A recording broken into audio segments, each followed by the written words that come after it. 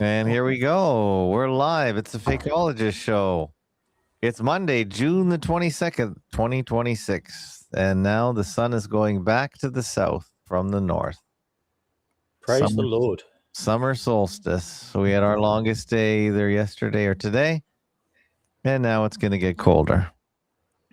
Well, we should have a couple warm months. So welcome. We've got doubleheader tonight. Prophet of Fiction and Frank the Salt Guy. I'm just trying to cram the guests together as we make room for the occasional other guest. Last night was Joseph Atwell. I thought he was interesting. He's a very friendly fellow. Agreed. Yeah, agreed. I agree. Yeah. Okay, great. Yeah. Is his name Atwill a pseudonym for being at will, is it? I really don't know what the background of it is, but It's probably his real name. yeah, I think it might be. Okay, so it's not something to do with, being willful. I don't think so. No. Yeah, and he shared his video for he wasn't just audio, so I think he's comfortable. Yeah, he's the real deal. He has nothing to hide. I like the guy, and I did get some. I have some people asking me to not have as many guest hosts.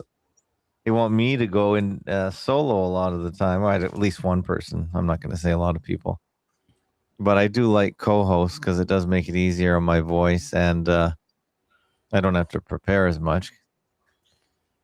But if I do have Joe on more regularly, we'll have to maybe just shake up the schedule a little bit.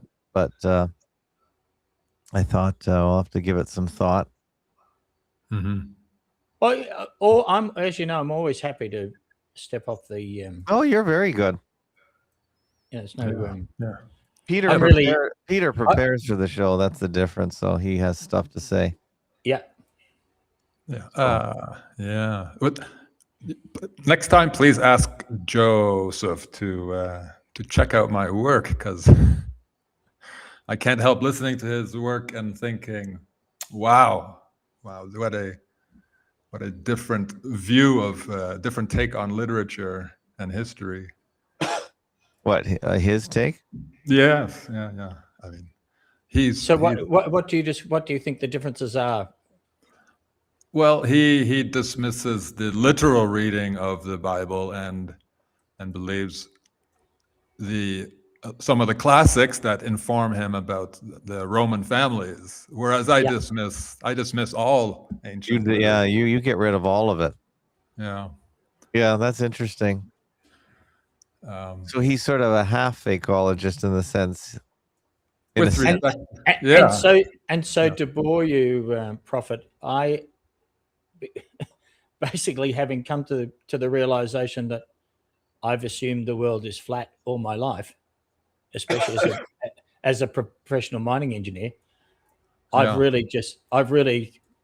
then I realized that the idea that you can have, an infinite vacuum and a place with an atmosphere on it, that's impossible, because I'm effectively, I've trained in physics, engineering, and commerce.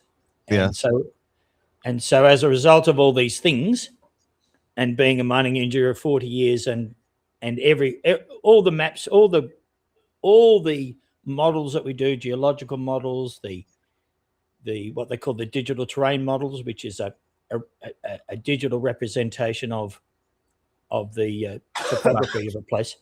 Yeah. In all of that, we assume that that water will lie, an undisturbed body of water will be flat and horizontal.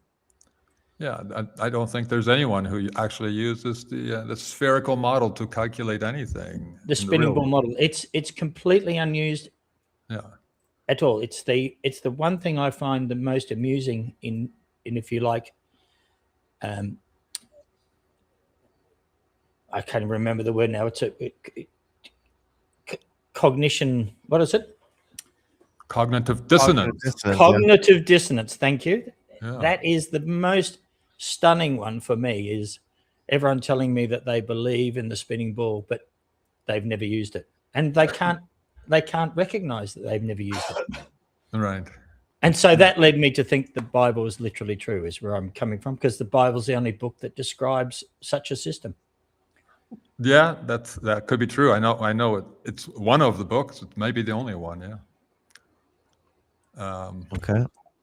That's a bit of a jump, but you say because it's the only book that references the flat Earth, you consider the whole thing true. Well, there's a whole bunch of other things that I think are true. Yeah. Like like the destruction of Jerusalem, the destruction of Rome, as expected, as written. Mm-hmm. Yeah. And these are things I can physically observe. No problem. You can physically observe the destruction of Rome. Yeah, if you go to Rome, they're still digging it out. Yeah, but they don't know when it was built. No, absolutely. But we know it's been destroyed. Yeah, as many places because the story is that the reason it's buried under 30 feet of mud and clay and infill is because people were walking down the street and were too lazy to sweep the streets. Right. I mean, I for one don't take that very seriously as an explanation. No. Well, yeah, that's and they call, but it's made okay by calling it cultural accretion. Right. Yeah. Well, it's also welcome. I think the accretion is on people's minds, isn't it, rather than anywhere else? Accretion of ignorance. Yeah. Yeah. Well, it's also a welcome mat to the mud flood people. Yeah. Yeah. Well, San Francisco was very much destroyed, but just not buried. There are other places with so-called mud flood evidence. And this is much more recent, not ancient Rome time. Oh, the problem is, do I believe ancient Rome was that long ago? I only think it was, 1,250 years ago. So. Yeah. No, I put if it was destroyed, then it was destroyed 200 years ago, perhaps more in that time frame. Okay, so the difference between me and you on that topic is that I think between the destruction of Rome and the mud flood, there was the biblical time when Christ ruled the world, the 1,000 years, what they call the millennial reign. Yeah, that's a big difference. But I come from a literary background, and so for me, books were the first to go, and flat Earth came later as I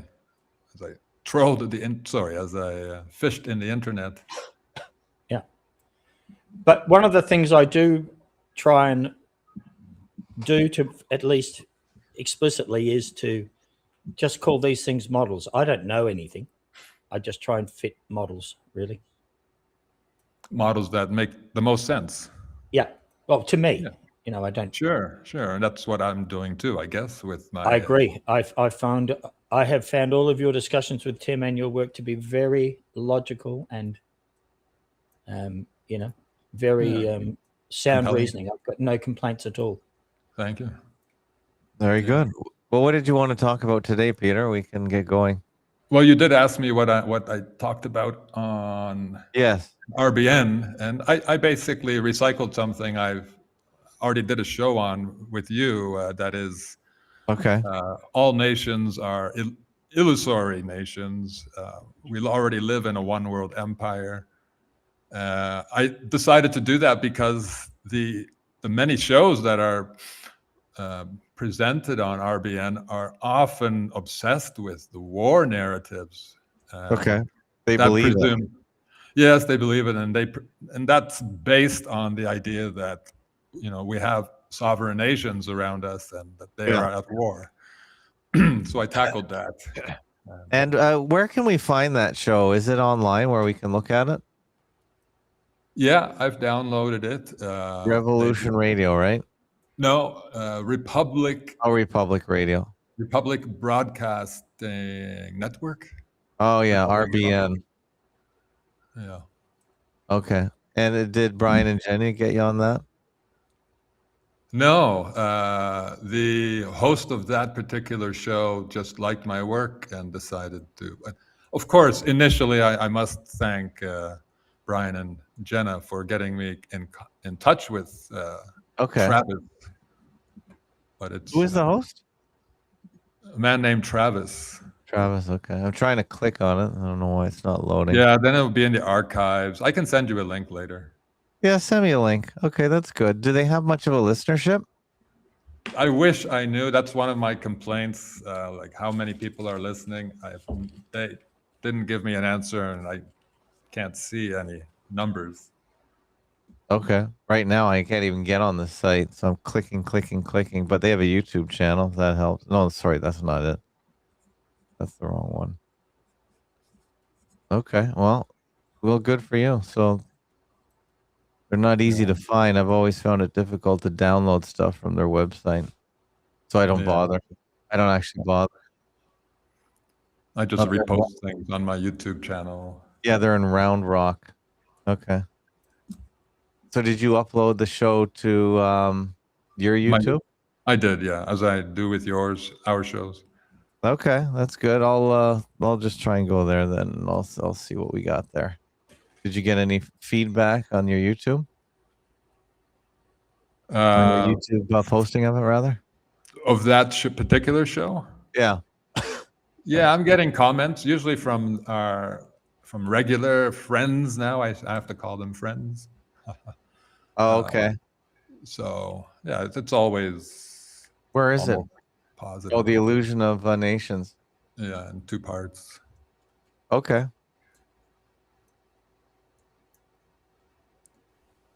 All right, that's good. So I got 1 hour here. That's their music, yeah.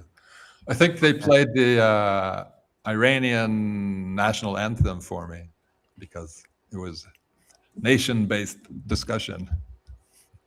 Okay, and you got all our listeners over there. Suzette Ann, Squirrel Waffin. Okay, good. Cool. I'll put a link to that in the show notes. Frank, do you listen to Republic Broadcasting? No, I don't, Tim. Okay. Just too hard to access. I should add it to my mini. I've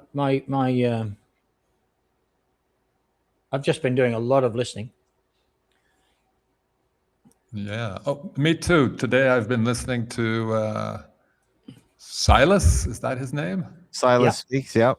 Yep. Yeah, really like that. That was a good presentation on what's it called? Simulation and. Oh, he's not. He was arguing against it, I think. Yes, of course, but it was a good presentation on that topic. Silas Speaks.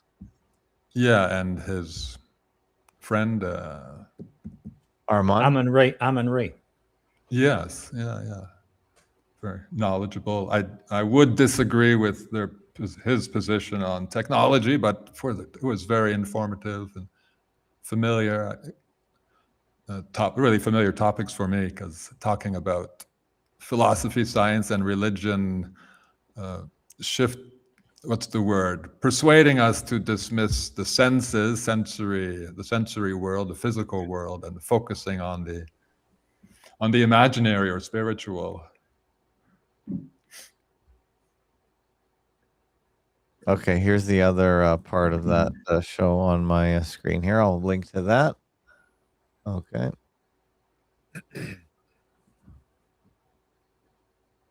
All right. So it's Peter at fakeologist.com if you want to get a hold of Peter. Yeah. Tommy put the link in the chat. Thank you. Good. Good for you, Tommy. What nationality am I? Someone asked. Yeah. We've said it before, but you're a Dutch man by way of Canada, living in Mexico. Yeah. I got my temporary residence here and had to renew my Canadian passport. So yeah, I don't know does it matter what nationality I am? Just to the tax department. Yeah, but that's exactly right, Tim. Did you grow up in Holland? First 8 years. Okay. So you're as Dutch as I am Australian. Yeah, that'd be fair to say. I was born in the UK.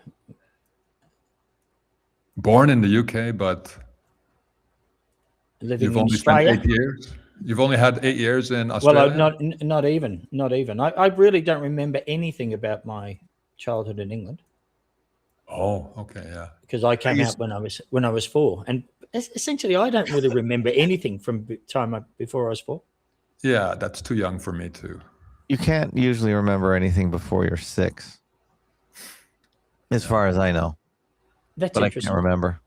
I think 6 is the cutoff. I know you get people saying they remember stuff when they're 3, but I think those are stories that are told to them. Oh, I do have memories from 4 on because because we stayed in a hostel when we first arrived. Okay. An immigrant hostel, and I have very specific memories of, clear memories of that time, and the people that I was, knocking around with, as they say. Okay. Who's got that characteristic cough that I have? Am I not? You know what? Oh, I know what's going on. My panel is not working properly. Yeah, I see. I'm Haven't trying- got your cough panel. So my cough button's not working. I was wondering why I heard it. Okay, that's what's happening. I can probably kill my panel, and I'll have to do that later. Yeah, the buttons aren't working on it. Having a I hell just of a... use my cough button then. Yeah, okay. Sorry about that. So I'm fascinated by this particular cough. I'm just not. Because It's just a mucus-induced tickle. For me, anyway. Well, doesn't it indicate that we've been overloaded with toxins? I think it's the current pollen, paradigm? I think it's pollen for me. Yeah, so if it's pollen for you, what is it for me? Why is it the same one? Yeah, I don't know. I don't think it's any.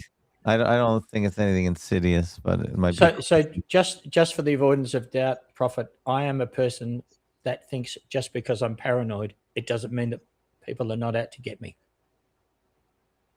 Right, because you might be paranoid. Yep. Psy Girl says she remembers voting with her dad when she was 5. A squirrel often remembers 2 events from before 4 years old. Okay, I won't doubt you.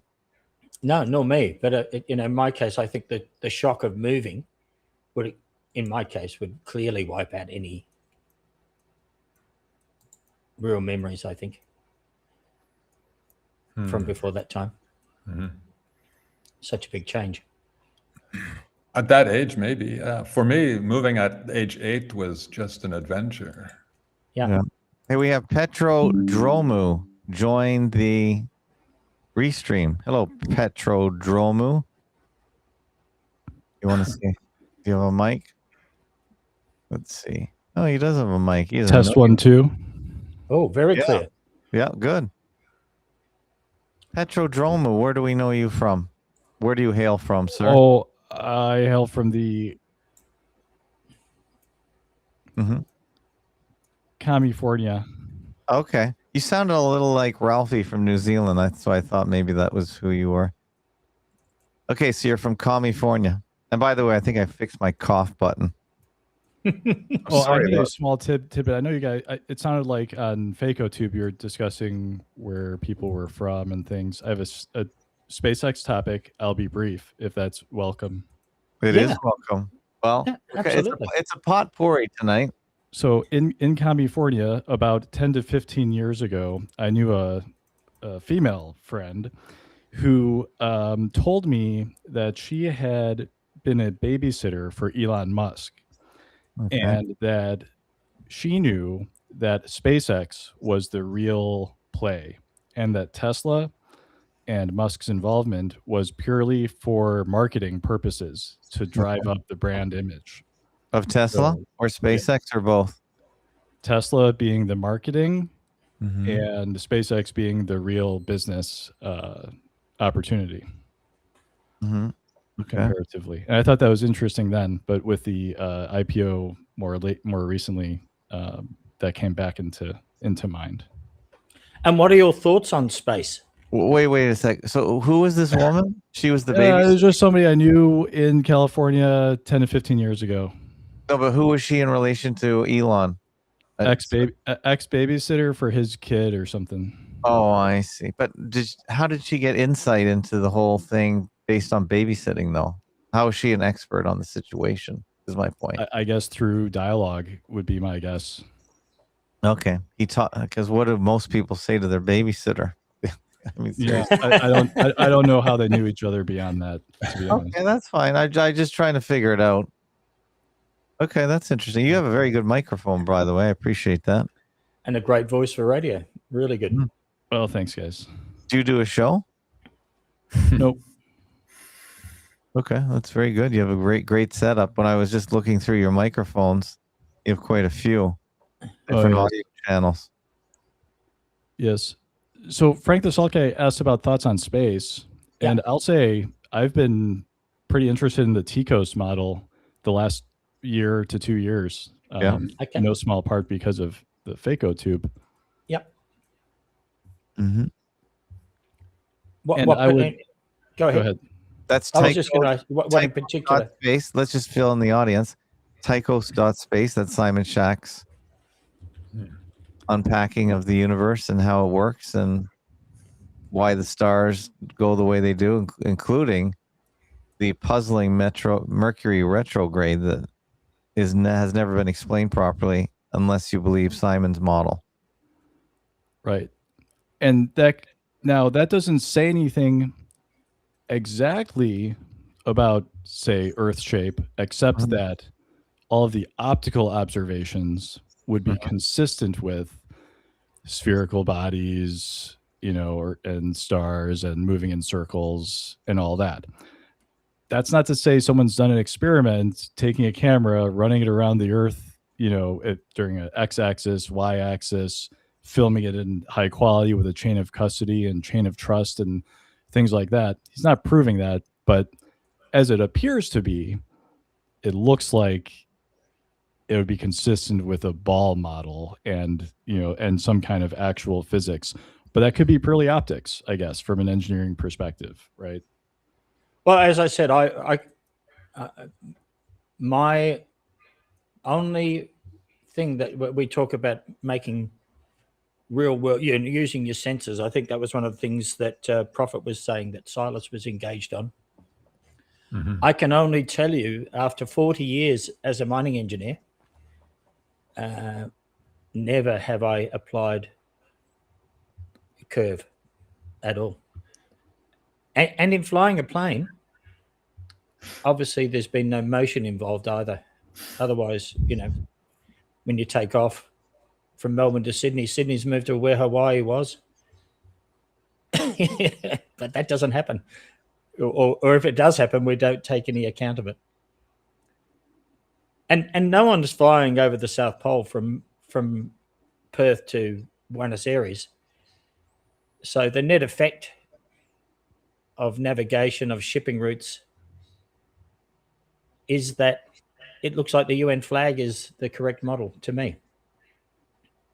Flights from the US to Europe, go over to Japan or go over Alaska.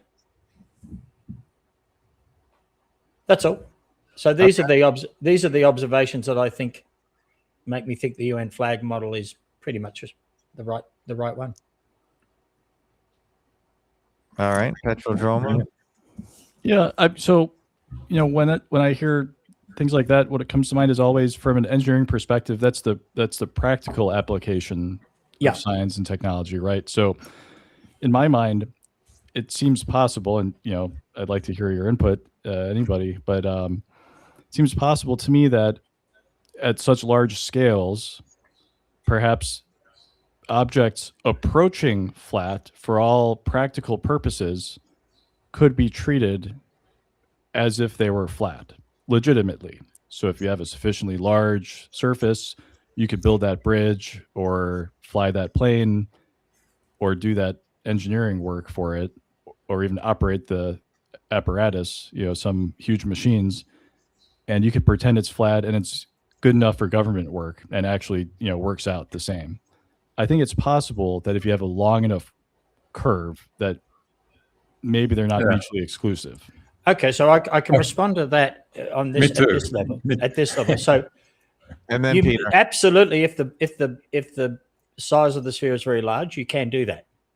But at the size that they're talking about, it's not large enough to hide that. So, for example, one of the first mines I worked at was a very large iron ore mine called Mount Newman in Western Australia, and the pit and the distance over which we did our surveying was about 10 to 15 kilometres in any one direction.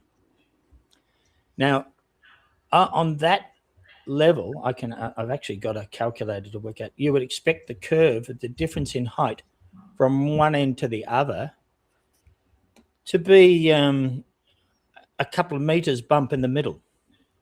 That you would now, when we're talking about surveying with these electronic devices, even back then, with the Zeiss theodolites and so on, they were millimeter perfect, millimeter accurate. And I'm talking about working with the biggest mining company in the world that had the very best equipment. And even as recently as the last 10 years, working in Western Australia for the Cape Preston ore mine, it's the same situation.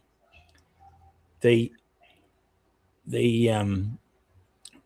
idea that from one end to another you wouldn't pick up differences in elevation of that size compared to a straight line, I'm going to suggest to you is not realistic. It's not observable. Okay, that's interesting. I'm going to do some research on those theodolites then, because previously I had heard, the laser experiments, and those are easy to raise but discount. I think those are invalid because people assume that a laser is like a perfectly fine beam that goes perfectly straight, but it's of course a diverging beam, so you would pick that up, and that's kind of invalidated. And then I would otherwise assume that a rigid rod would be required that's cast or machined to some precision to actually establish a flatness over some great length. But the optical theodolite is the present suggestion, and I will take that for homework. Thank you, Frank. So before you disappear, And Peter wants to answer too. yeah, I'll just finish it off. Let's say over a distance of, these are the numbers I've worked out. Over a distance of 12 kilometers, if you imagine one end is 12 kilometers away from another end, okay, the height of the curve between those 2 points is 10 meters. So if you imagine, if the ball was the shape that they tell us it is, if you're at point A and you're looking across to point B, the height difference of the curve between those 2 points is 10 meters, which is 34 feet or something. Now, the idea that a terrestrial survey wouldn't pick up that curve is a bit nonsensical. Okay. Okay, now Peter. Yeah, I'm going to play just for fun. Because Frank did a good job, and I was going to say something similar, but just some funny ideas came to mind. There are flat salts, I think, in Peru or somewhere. Yes, huge. Yeah. Yeah, and we could play salt with flat. You mean salt flats? Yep. yes, exactly. And Yeah. and if you want to believe in a spherical planet, we could still say that, hey, the spherical planet has flat places on it, just by coincidence. And or that laser beams actually curve because of gravity pulling it around the curved sphere, and maybe even eyesight gets curved by gravity. I don't know. That's if you believe in gravity. Yes, of course.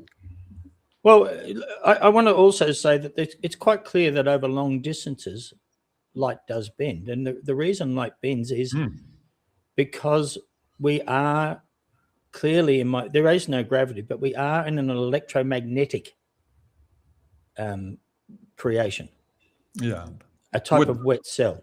Would a laser beam bend 10 meters down over 15 kilometer? No, absolutely not. It's not true.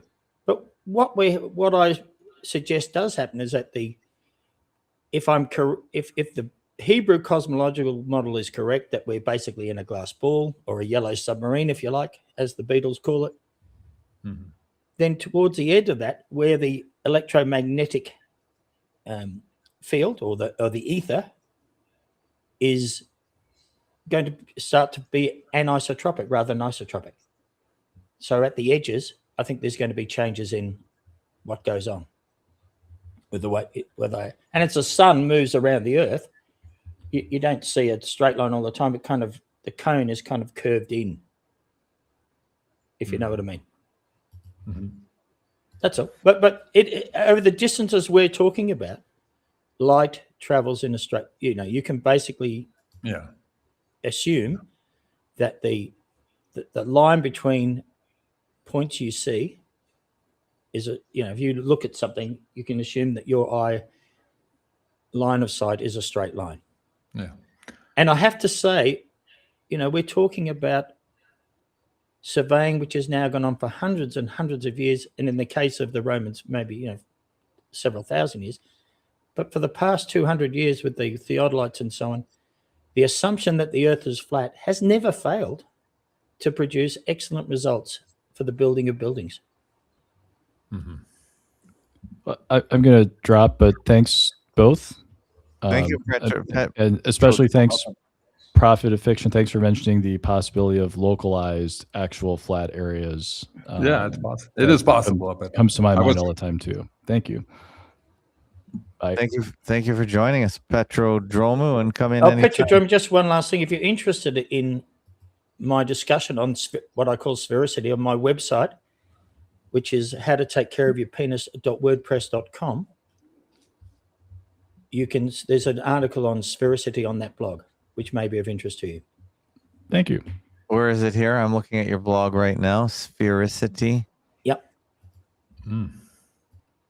Let me just have a quick look. Where is it, Frank? The page, the tag page should be called sphericity. Okay, here it is. I'll put a link to it. Yeah. Frank rightly mentions that this model of the Earth is in the Bible, but it's not only in the Bible; it's in many other cultures, and that agrees. I mean, that could be coincidence, of course, but that agrees also with my theory that all this literature is produced by the same people. I 100% agree with you, Prophet. Yeah. I think one of the reasons that I think that the 1,000 years of Christ rule has occurred is simply because at that time, by say sort of 1600, basically the whole world was following the 10 Commandments. It was killing was murder. That wasn't okay. Lying was not okay. Adultery was not okay, etc., etc., etc. And the basic model of how the world worked was pretty much the same. Japan, in particular, was really just washed out by the Jesuits Right. after 1600. Japanese culture was stamped on. Okay. And the Ten Commandments were brought to Japan. Well, maybe. I don't know. I'm simply saying to you that certainly when I was a child, in the 60s, the basic fundamental laws of all countries was thou shalt not kill, thou shalt not lie, thou shalt not steal, etc., etc., etc. Yeah, I think it's kind of common sense among reasonable people. But, And that's what I'm told all the time. But I don't think the Romans have that same view. They're quite happy to, so the Roman world was pretty barbaric. The people they didn't like, they were quite happy to. well, we should qualify that. It says the Roman ruling class. Roman ruling class, yeah. Yeah. I'm just writing about the Ten Commandments too, and much else, and arguing that the opposite of the Ten Commandments is the law, the rule among the ruling class. I think you're probably right. Yeah. And they would be happy for us to obey the commandments and not become like them, because so they like to have monopoly on their power. Yeah. Yeah. Yeah. That's a very reasonable Okay, Prophet, you have a video on your screen. I'll just put it on my screen again. Yeah. What did you Since wanna we were say that? talking about, we were talking about memory, and I was just exploring. I don't know how I got to this one, but it's a science video.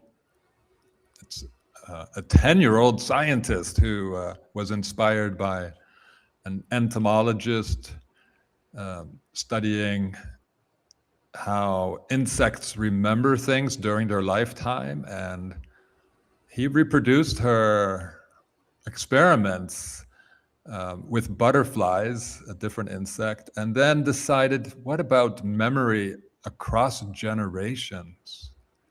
So he did proper experiments with butterflies, multiple generations, and discovered that 80% of them were remembering things that only their parents experienced. Mm-hmm. I say, what? That's so interesting. And could that apply to other species? Could that apply to us? And as I was doing more work on a human farming subterranean topic, it occurred to me that many people, when they have near-death experiences, see a light at the end of the tunnel, and how does that happen? Could that be an embedded memory from people who were ancestors who were raised underground and would have associated a huge circle of light with either hope or fear? It would have been a strong memory in any case. So that's just something I threw out on my last video. A little speculative, but tempting to. I have memories. I mean, I have dreams sometimes. When I was younger, dreams about crawling through dark, narrow spaces. And by the way, the Grok says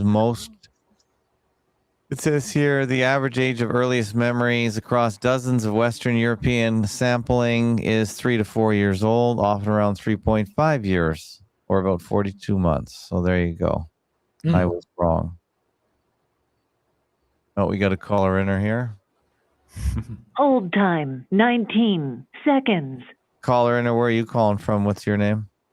Hey, Fakeologist. Hey, Prophet. Hey, Frank. How are you doing? It's Jay from Texas. Hi, Jay. Ni hao, Jay. Hello. Yeah. You're right about when you're talking about both of you, Frank and Fakeologist, about you were talking about the you see a spiral. Have you heard the Native American tale about saying if you see the spiral, and then but turn around and then you'll see yourself, then you'll see this vast open space, and then you could go into yourself. Have you heard about that? No. I'm Yeah. not sure what you're talking about. I'm a little lost. Yeah, like a Native American lecturer was talking about it. He was from here. He was saying talking about the spiral. Say you see the spiral, but that's the point where if you follow it, you'll just reincarnate in this same place. And if you turn around, you'll see yourself, and you'll be out of that control system or something like that. And because it's just real interesting how Frank was saying like everybody was Christian in the 1600s, and I don't know if Frank or you, Prophet, if you know about the Spanish papal wrote a doctrine in the 1600s saying that everything they did to the Native Americans was wrong, and they were switching it. And then the British used this. I think it was called like something deaf or something like that to convince people in Europe that the Spanish were treating the Indians bad. And then they came in with because I think the whole fighting. If you think was it a progression of just the schism between Protestant and Catholic? Under my worldview, which is that at about that time, at about 1600, 1500, that was the end of the 1,000-year reign, more or less when Constantinople fell. That was the last of the the Christian kingdoms. And after that, basically, Satan was loose to deceive the nations once more, and you ended up getting people like Henry VIII, who was pretty much full on evil, really. Everything against, like he wrote his own Bible, basically. Yeah, and it just, and the people that were, I mean, the Roman Christian Church and all those things, and the papal bulls, and it just went. It was awful, really. What happened to the people of Ireland? What happened to the people of America? All of essentially, as far as I can work out, the Caucasian race has been used as mules to destroy the world. And what do you think profit of the Quetzalcoatl being a Jesus figure or a Jesus interpretation? Sure. I mean, why not Buddha too, and others? There are many similarities. But wasn't the Quetzalcoatl? I'm sorry for interrupting, but wasn't the Quetzalcoatl like the original? Like, because you're in Mexico, right? And yeah. That was that's one of the real oldest religious figures practice, right? So they say, but he's a flying serpent, so it is a bit of a stretch, isn't it? Yeah.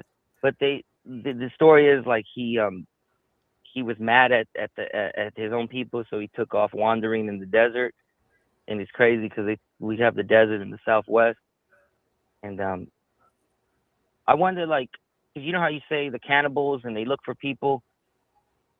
I wonder, like, do you believe, you and Frank, if there is like a lineage of that, like if Christ consciousness can appear in anybody, and when that happens, they looking for that. They're looking for those people. To Remember eat that them, you mean? what Snowden said. You mean to eat people with Christ consciousness? Well, because you know how you always hear these, I don't know which type of Christian sect it is, but they say covered in the blood of Jesus, covered in the blood of Jesus. I never hear Catholics say that. No. There's I think Baptists say it, but what some people say, they sound like they're saying it figuratively. And then when you look back at the ancient rituals, that's what they would do, right? Human sacrifice, yeah. Yeah, that's how I would read it too, as a reference to. Yeah, do you think they're getting memories, like how you said with memories, and it's in our DNA, and then Betsy, that's what's in our blood, right? And well, and I think in this case, probably it's prompted by writings they have, songs they may have. And do you think with all these stresses that they put on us, with all these cataclysm and these fake things, it brings up that, what is it called, loosh, right? Like this energy that they want. Because if you're in the positive state, since they're not connected with the positive state, they can't access it. So they put the person in a lower state so they could access it once they do whatever they do to them, right? Yeah, I would repackage that idea and say they want to prevent us from thinking clearly, and they want to keep us in a state of fear and hope and excitement and distraction. Yeah, because that's what the last guy, the last guest, Joe Atwell? Joe, yeah, he was saying about our media is just trying to control this narrative to make us not remember things that didn't happen too long ago, and it's just making us forget and making us lose our memories. Not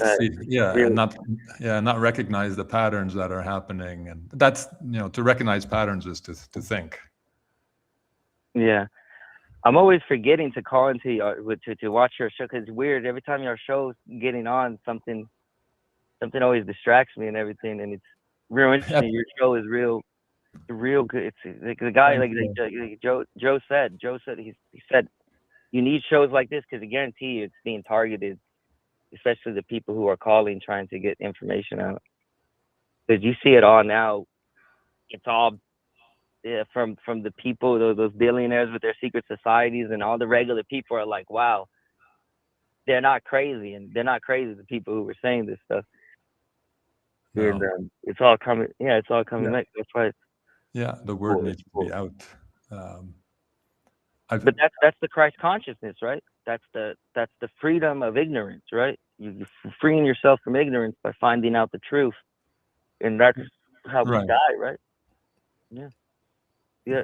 With that, thank you for taking my call. Nice topic. It's an awesome topic.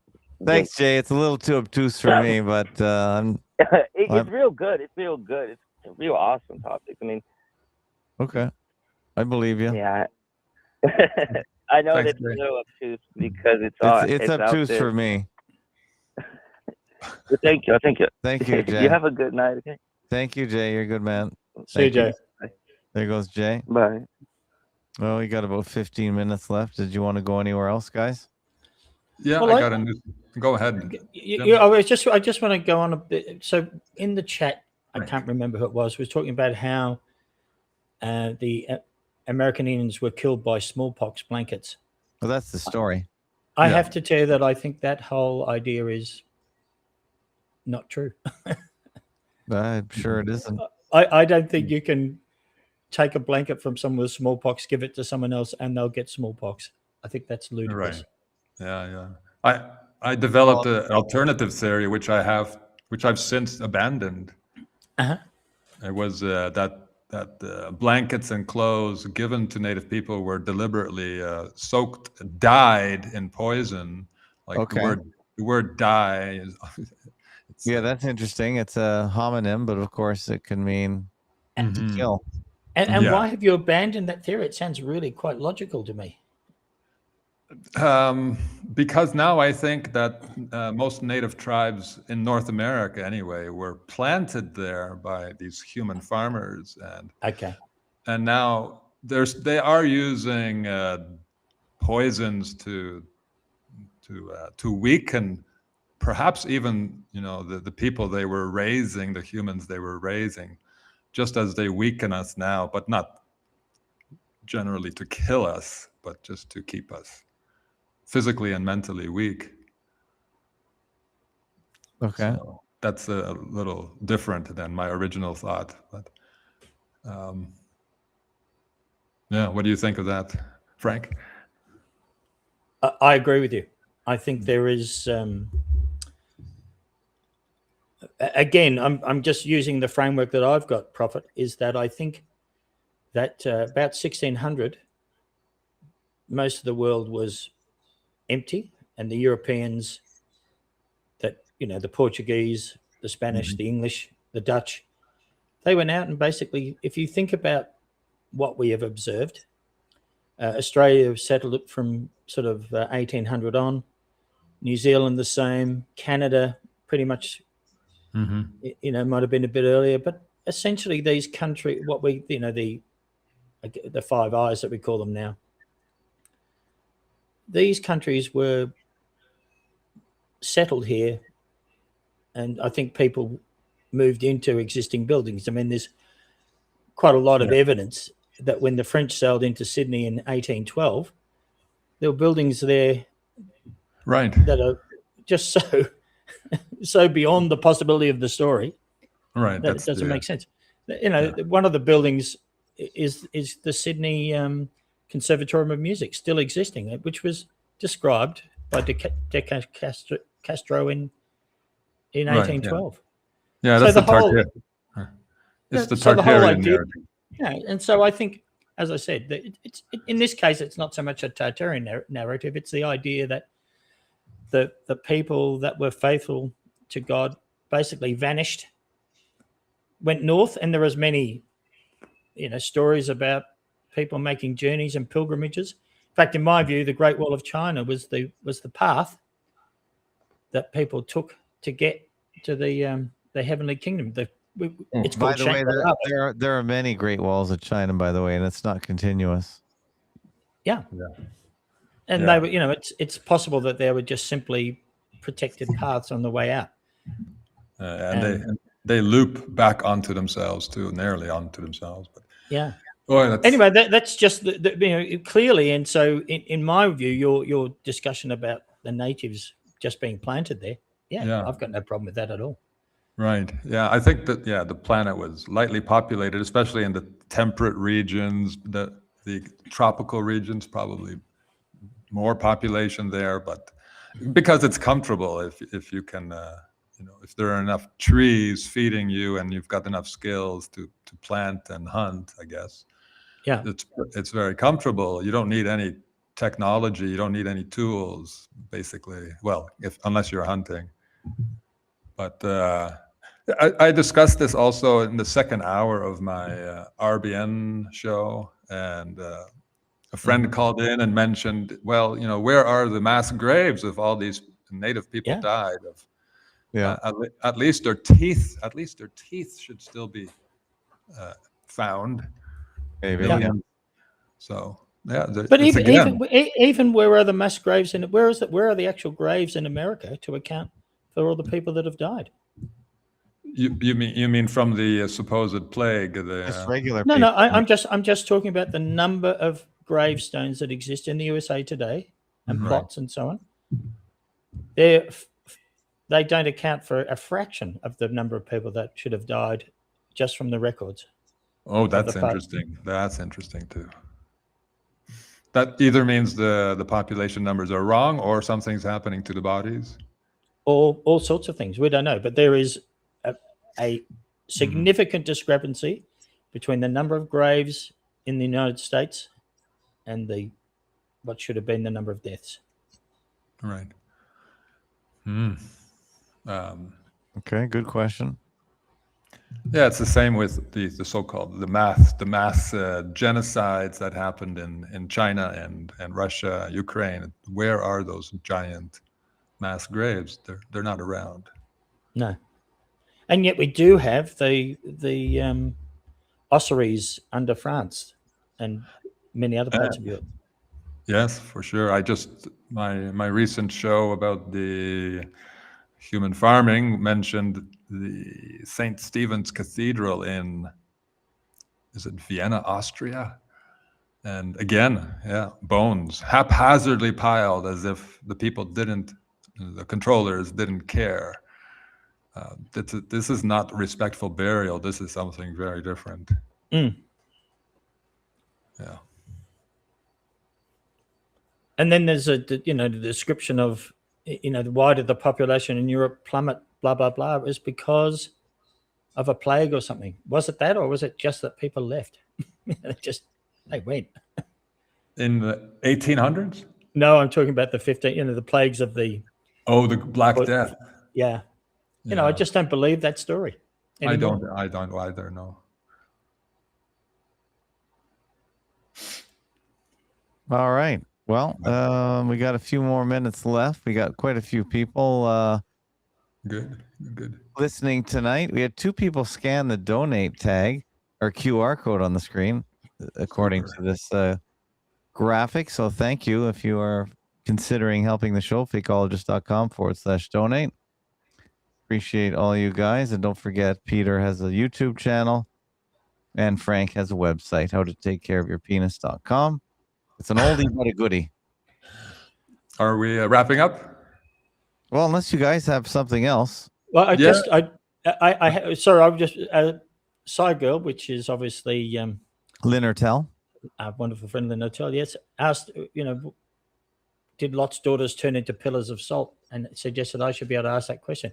Apparently, according to the Bible, it was only Lot's wife that was turned into a pillar of salt. Yes, right. The daughters actually decided to get their father drunk, and that was the line that led to Jesus Christ, according to the story, as far as I can. Survival. They thought they were the last people on earth. Whatever. Something like that, yeah. It's a very strange, the Bible is a very strange book. Yeah. It's similar.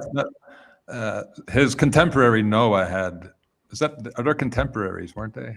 Noah and No.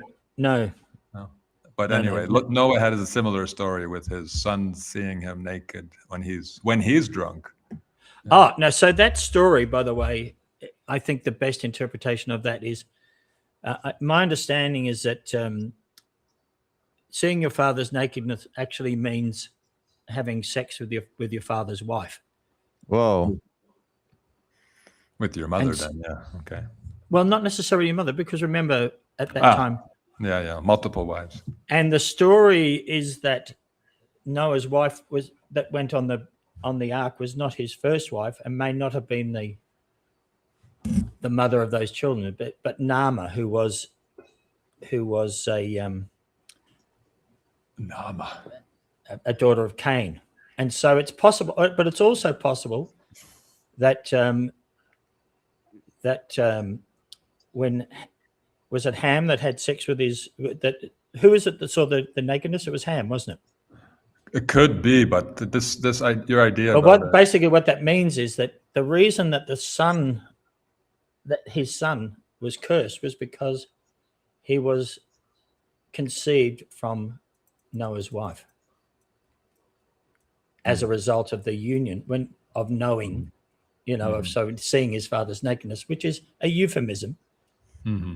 Well, not very nice to curse the innocent son. Well, I don't. Apparently, the reason when it wasn't a curse in that way, the child was cursed because of.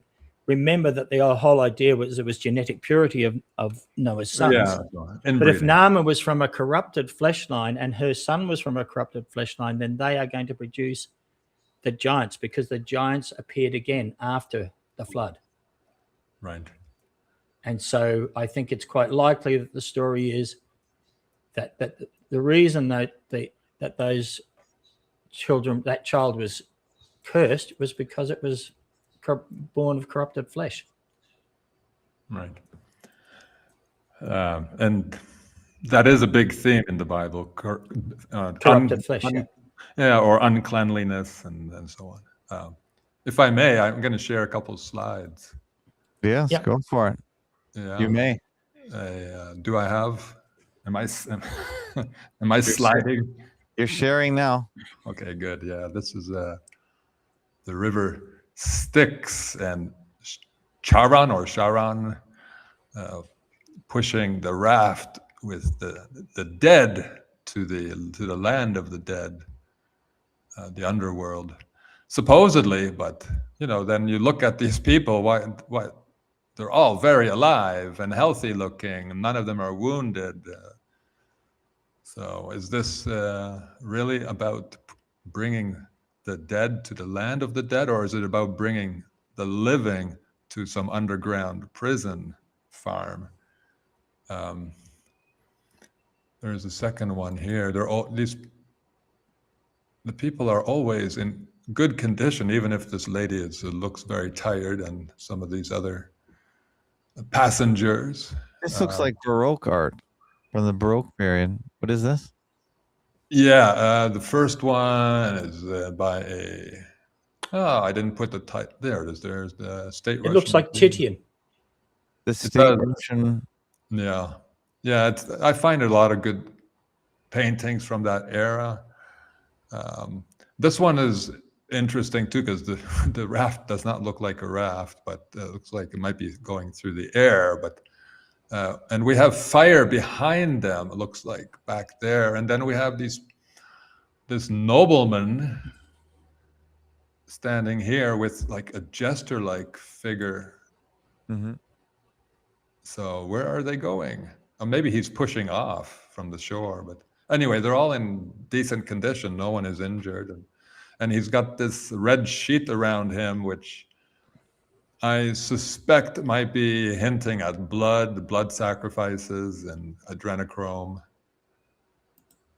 And well, they invented, the idea of pushing people across a river is never happened. Of course, it's just fiction, but it's based on something, and there you go.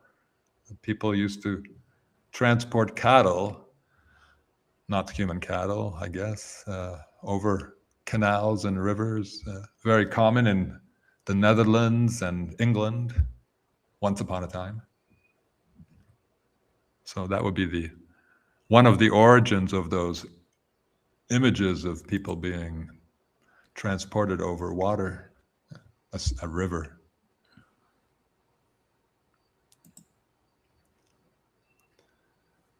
Yeah, that brings back memories of my childhood. Actually, my father had a motorized boat like that. And Psy Girl wants to know who painted this crazy S. Crazy S. I don't know what she's. sticks. I don't know. Anyway, Where did there's this painting come from? this is a modern painting for sure. This doesn't look Renaissance at all. I didn't care to identify it, but it's illustrating the story of the giant Polyphemus farming herding his sheep in his cave. Mm-hmm. So for me, it's the sheep are symbols of humans, human cattle, human livestock, and this is the underground, which is what I talk about. Polyphemus, the Cyclops, the one eye. There you go. The Illuminati. He has two eyes in this picture because this is before. This is before Odysseus tears out one of his eyes with a pole with a burnt end. So this is in the capital of Siberia, a castle whose English name is Prison Castle, which confirms my theory that all castles were never defensive, were never military structures, were always prisons and holding cells and corrals for humans. There was no war, no enemy for these people. They were running rampant over the planet, and there were just helpless natives they could pluck at will.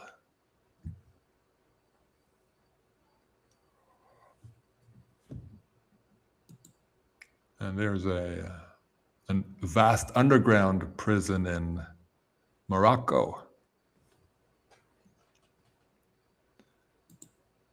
Yeah, that's the end. We could wrap it up if you like. Okay. Well, we're at about an hour, so different kind of show. Thank you, Tommy Rogers, for putting links in there. Sorry we didn't get to the last caller in her, but I don't want to go into communitarianism right now. Ooh, we've already touched on many topics. It has been a good one. I hope you don't mind, guys, sharing the stage today. It was interesting. It was nice. Thank you, Frank.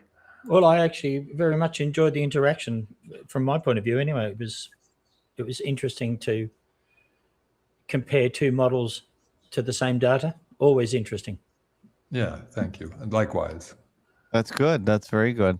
I think we should get as much collaboration between the regular guests as possible. It'll mix it up and make things a little more interesting, I think. We didn't really touch on any current events today, but there really isn't much going on. Just another British. I don't agree with you. I think that the money thing is just. Oh, the money thing is just in hyperdrive now. Okay. The constant talk about the uncertainty of financial markets and shares and gold and silver and Bitcoin and the debt. Not that anyone knows. Not that anyone knows where the debt comes from. Is that in Australia news? I'm getting all of that stuff about the U.S. government's $40 trillion, but the total amount of debt on the because all the banks weren't allowed to lend money, all these private money lenders all started being established, and then the banks lent money to them. So there's actually $200 trillion in debt, and it just is. I don't even know if it's really a problem. The more I think about it, but it's being ramped up to be a problem. Yeah, I'm not worried. Are you worried? What's the point of worrying, Tim? Okay, beyond our control. It's beyond our control. If it's just more confirmation that Prophet is correct about we're being farmed. Yeah, right.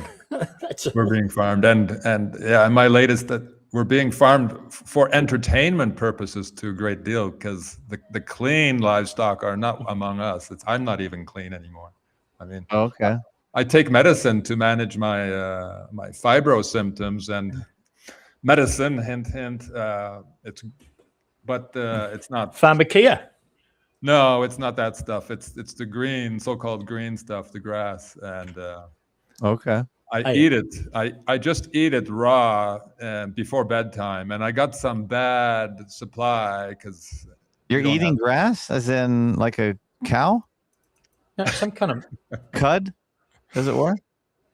The medicinal variety of grass. Yes. Oh, okay. You're eating it or you're smoking it. No, I It's- don't. it's a- I don't smoke it because that's just a quick way to get high, and I need a different effect on my system, and Okay. I need pain reduction during my sleep hours, Oh, okay. and anyway, I got some bad stuff, and I don't notice it until 2 or 3 days later, or maybe a week, because the good stuff stays in your system, and I was feeling really rough 3 days ago, and I realized I'm probably need this stuff for the rest of my life, because I've been as clean as possible and healthy as possible for the past 8 years while I'm doing this. And when I go off, it's bad. Have you tried broccoli? Yeah, raw broccoli. Yeah. Oh, yeah? Okay. Joseph Atwell swears by it. Yeah. George Bush hates it. Or the past George Bush. He's dead. George Herbert Walker Bush. He's dead. Before we sign off, I want to assure Lynn Ertel that I will do something on Count Dracula. Yes. That was funny. Okay. And I think there was an event in Montreal that Dookie Foot was going on about in Montreal. Another shooting. We're having a lot of police shootings here in Canada. And we had one in our country where a guy called Dizzy Freeman was shot by police. Oh, okay. Well, no, I meant our cops are allegedly dying in various unfortunate incidents. So, and apparently that was happening in Montreal today. Not really following it, but the ones in Toronto are very suspicious in the sense that they all happened and were pretty much resolved within 24 hours, which is amazingly quick turnaround times in otherwise slow moving investigations, which is normal, I would think.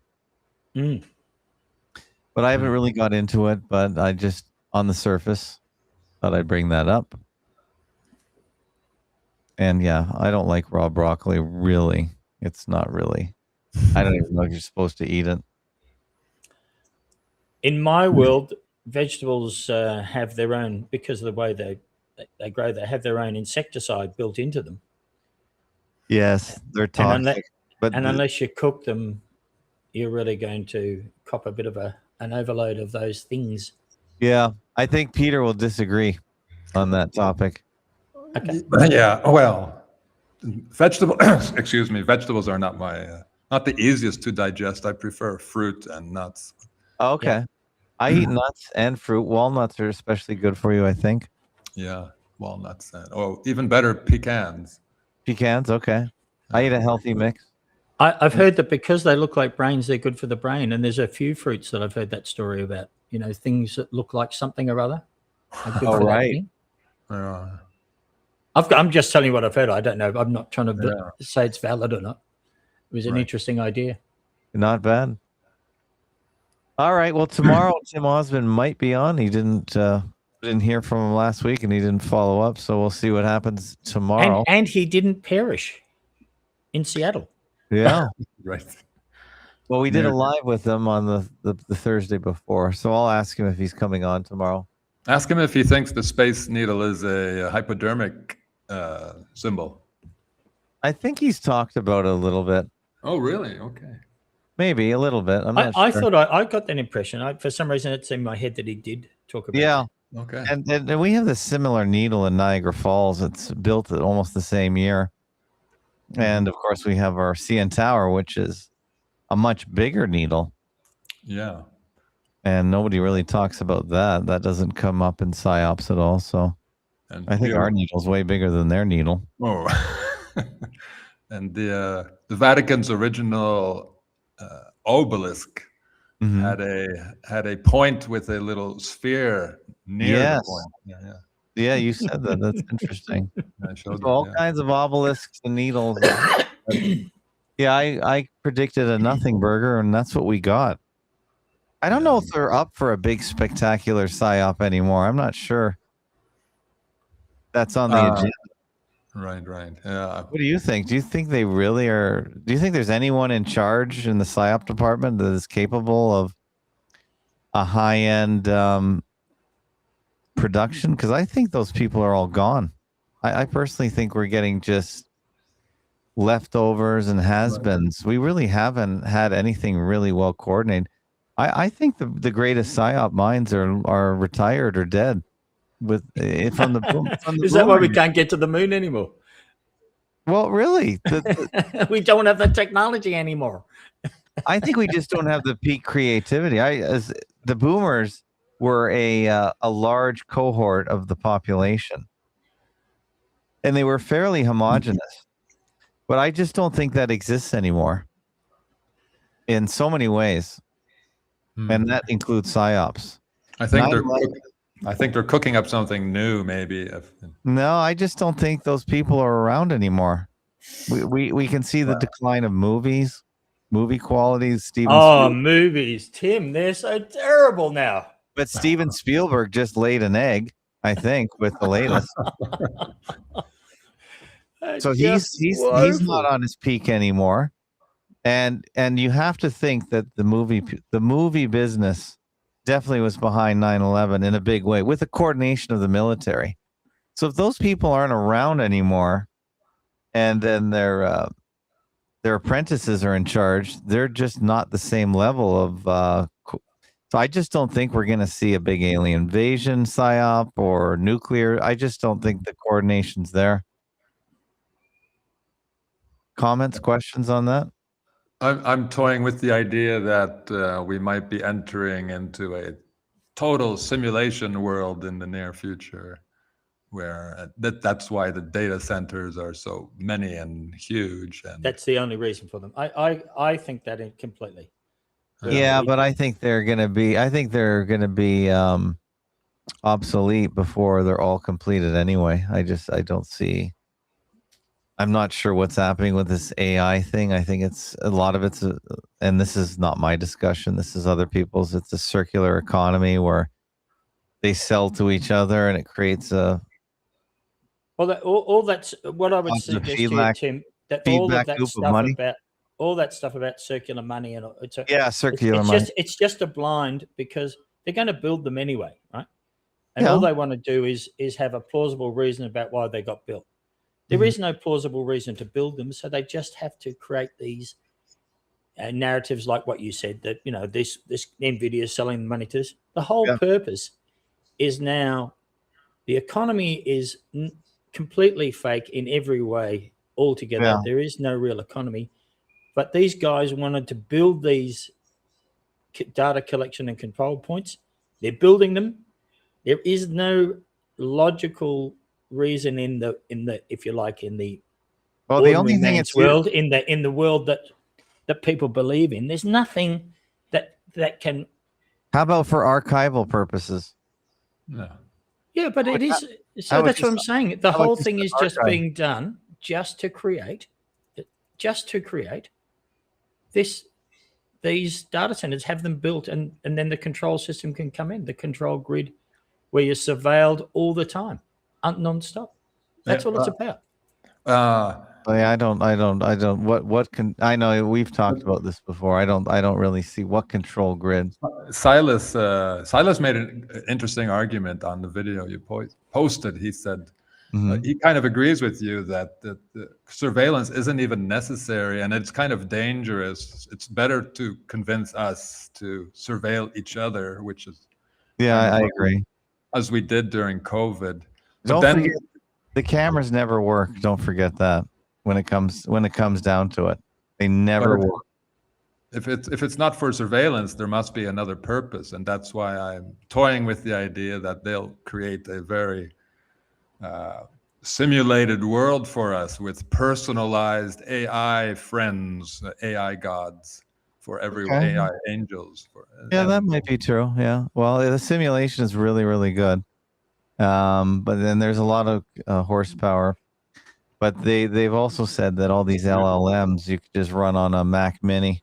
You don't need these data centers to process all these just giant piles of data, because most of the questions you could answer on your own model, on your own computer. I'm open to that. Yeah, for sure. Just asking questions, it's and getting info like that. It's kind of like, what it's kind of like. The analogy I would hold is the torrent. For instance, we don't need Netflix streaming movies.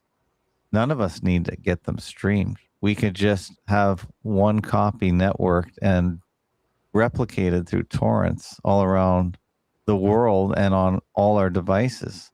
So there'd be no streaming. So there's no need for a continuous connection between the data center and you with the distributed, decentralized computers. Absolutely. But there's no money there, so they have to be able to monetize and metricize, and the only way you can do that is with a stream. And it's sort of similar to the LLMs. We don't need to connect to the Borg for every request. We can have all the information on our local machine, even our phones, with the memory capacity. So I think all information could be put on a phone that's known in the whole world at this point. So we don't need this measured, tokenized LLM model. It can already be decentralized. So then the question still remains: what is the purpose of these enormous centers? Is it? I don't even think they know themselves. It's just being built for the sake of building. I don't think the controllers are all that intelligent at all times. Well, I really don't. I don't think they're all there. I don't think there's this central planning hub where they control the world. I think there's a lot of competing ideas. And well, I can speculate about another purpose, that is just actually draining water. The water is becoming a serious issue for agriculture and in the desert.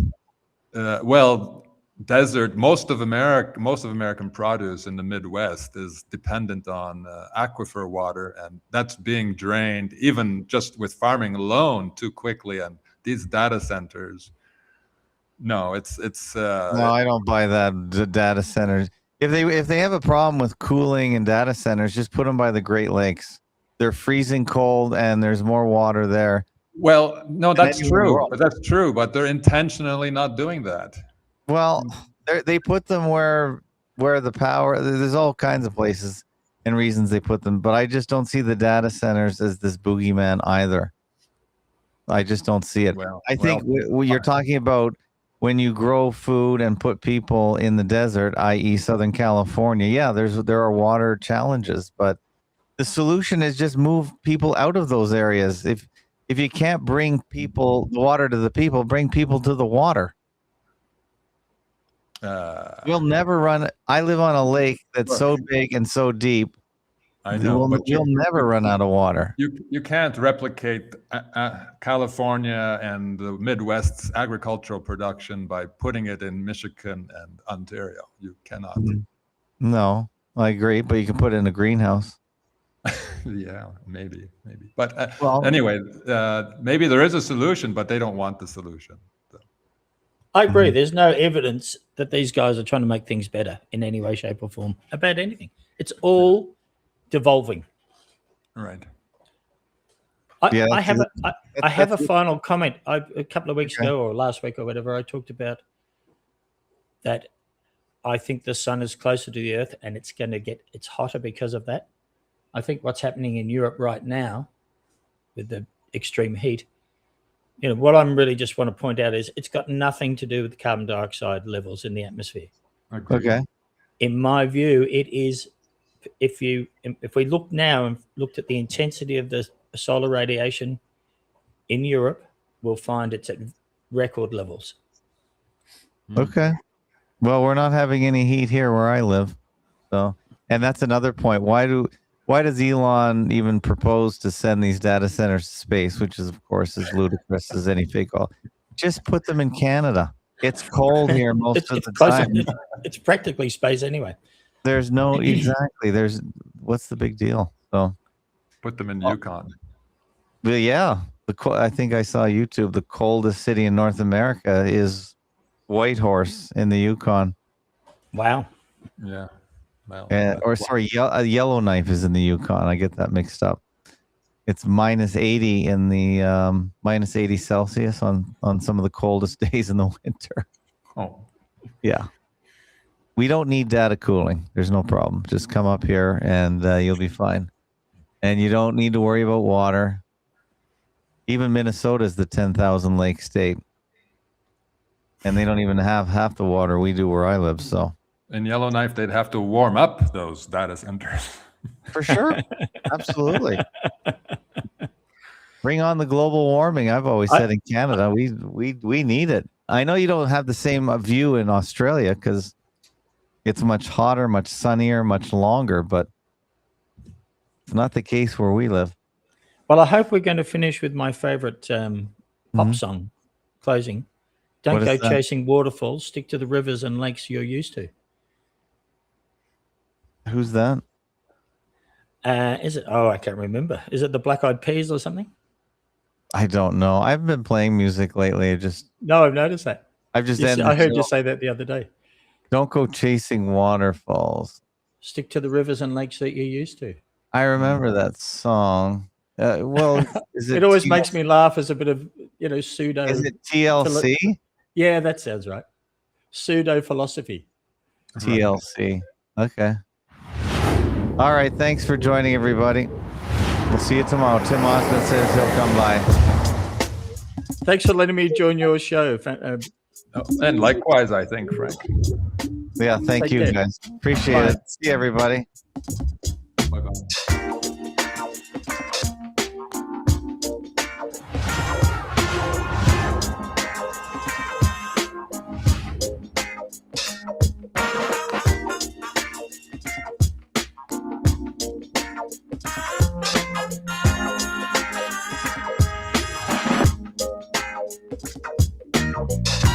Lonely mother gazing out of the window, staring at a sun that she just can't touch. If at any time he's in a jam, she'll be by his side, but he doesn't realize he hurts her so much. But all the praying just ain't helping at all, 'cause he can't seem to keep himself out of trouble. So he goes out and he makes his money the best way he knows how. Another body laying cold in the gutter. Listen to me.